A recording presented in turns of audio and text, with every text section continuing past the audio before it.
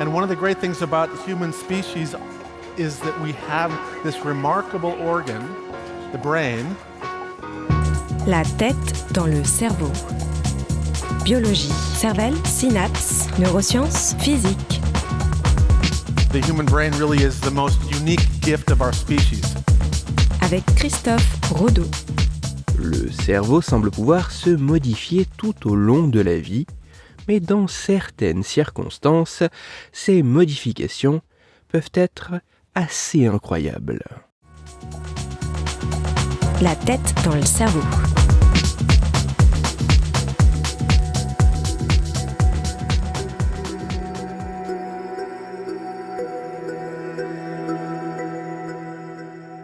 Nous sommes en 2003 à Marseille. Un homme âgé de 44 ans, fonctionnaire, marié et père de 2 enfants, se présente à l'hôpital de la Timone. Depuis 2 semaines, il a des difficultés à marcher avec une faiblesse de la jambe gauche. Ce que les médecins des services de neurologie et de neurochirurgie de cet hôpital vont découvrir est assez extraordinaire.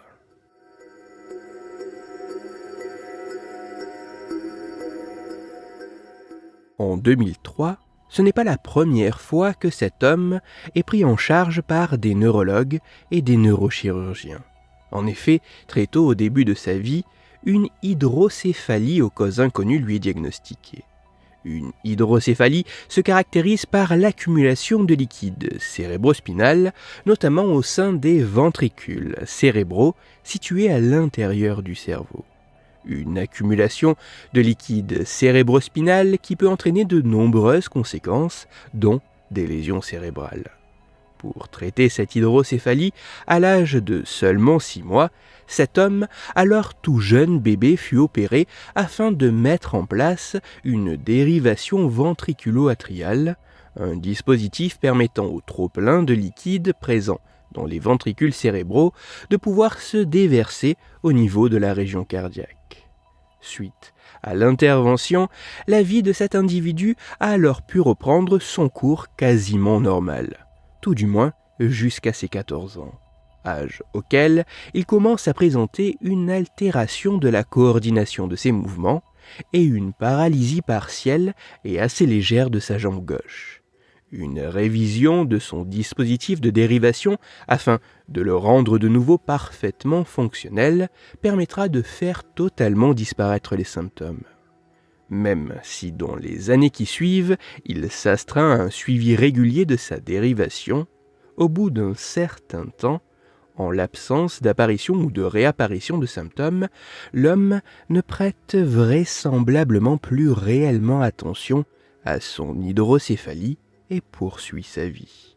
Ceci jusqu'à ce jour de 2003.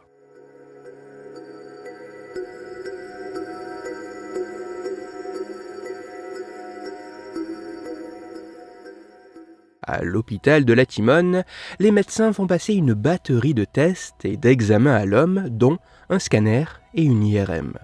Si les différents tests ne font apparaître rien de particulier hormis un quotient intellectuel inférieur à la moyenne, le scanner et l'IRM se révèlent bien plus instructifs.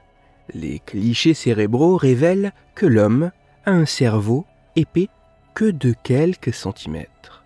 La présence de liquide cérébrospinal est tellement importante dans son cerveau que ses ventricules cérébraux sont extrêmement dilatés. Tellement dilaté que le cerveau a été un peu comme comprimé contre la boîte crânienne pour n'être plus qu'une fine couche de tissu nerveux épaisse de seulement quelques centimètres.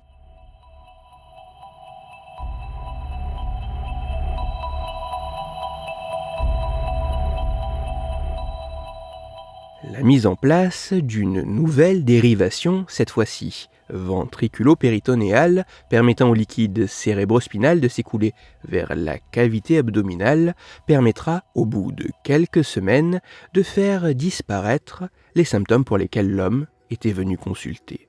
Par contre, son quotient intellectuel, tout autant que son cerveau, assez atypique, sont, eux, restés identiques.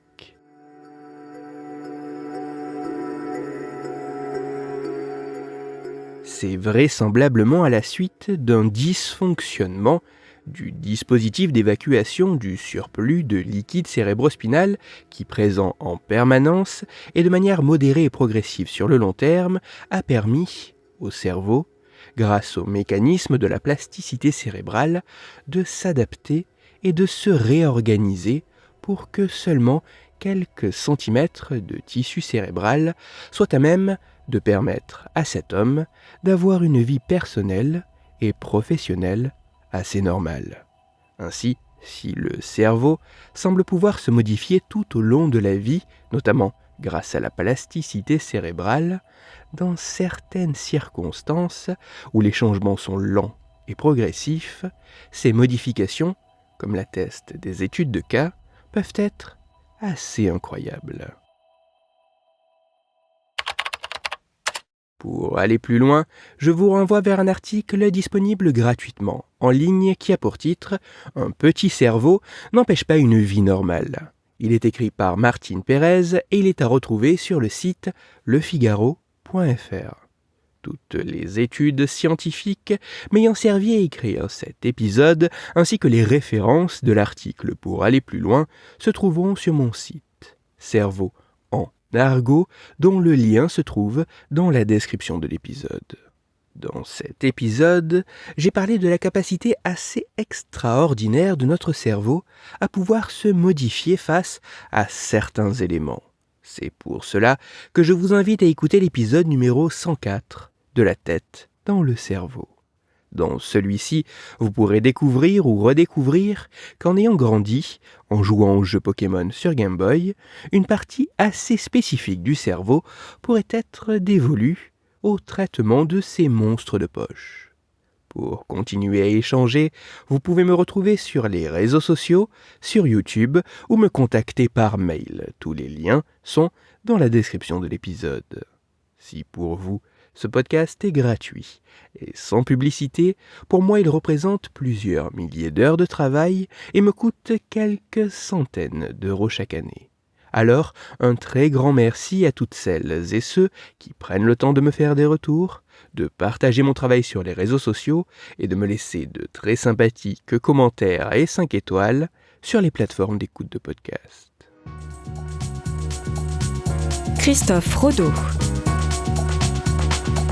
La tête dans le cerveau.